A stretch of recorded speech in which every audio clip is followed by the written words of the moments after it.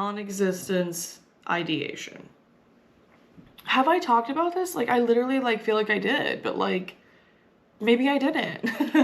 Maybe I just have to some people and that's why it feels that way. But let me pull up, okay, right here. So I actually found out about this like term for like this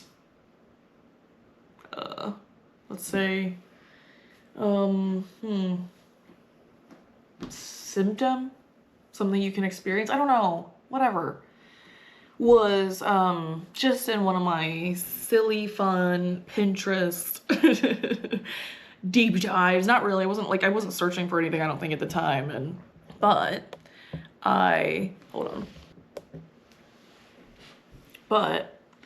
I found something that was comparing depression, which I knew I was experiencing at the time because I was so low, and autistic burnout, which, like, yeah, sure, I've heard of, but like maybe I don't know what that really is or looks like, or really at the time I don't think I realized or even totally knew about how, like, all the different types of burnout you can have, like ADHD burnout, autistic burnout, name it. I think there's quite a few others.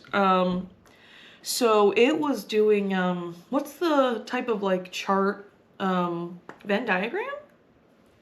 Don't quote me. Where it's like the two circles and like obviously like they're describing two different things and then the overlap is like telling you some shit too. I saw it in that. So like depression, autistic burnout, what's both? But at the bottom of this, so it says, it describes what bleep thoughts, suicidal thoughts, would look like. So thoughts and behaviors related to the desire to end one's life. So at the time, it's like I was kind of like realizing there was some deep down like issue around this, but I never related to that. Like the desire to end my life, anyone's life, you know, like not at all would I say I related to that. But it's also like I was realizing like I don't want to be alive.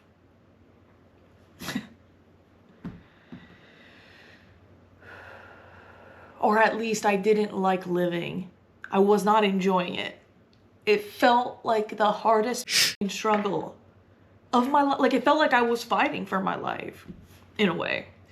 So then compare that, what I just, you know, KMS, to the other side, the autistic burnout side, and it says non-existence ideation. I had never heard of this before. So it says, a longing for demands and sensory input to stop, sometimes leading to daydreams of non-existence. And like, it shocked me how much that like rang a bell within me. Like, it was one of those, like the chord was struck. Life was different now. I've learned something I can't ignore. And I guess I thought I would read something that I wrote, just happened to journal. For some reason, it just stopped recording.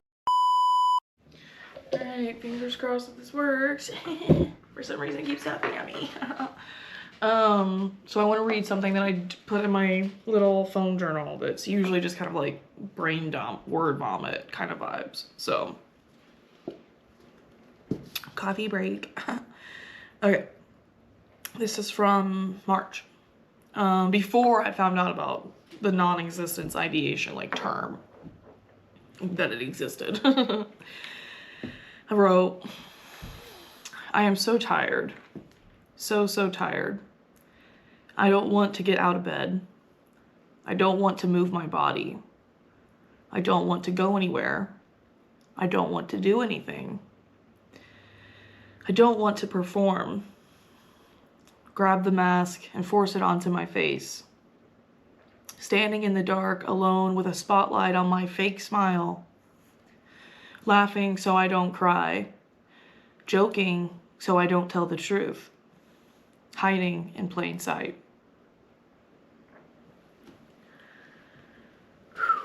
I didn't even remember writing that. I like stumbled into that today. Trying to piece this like thought process together, and it made me sad to read that, obviously. But good job, nailed it. There's some words to kind of like describe that feeling. Put a glimpse to it if you like can't yet. And I'm curious how many of you like this is resonating with. You know, like I encourage you to not run away from that, but you do you, and everything's in your own time. But I guess I want to like also talk about what I've been doing since then that's like changed that feeling within me, because I can confidently say today that I don't relate to the non-existence not ideation at all.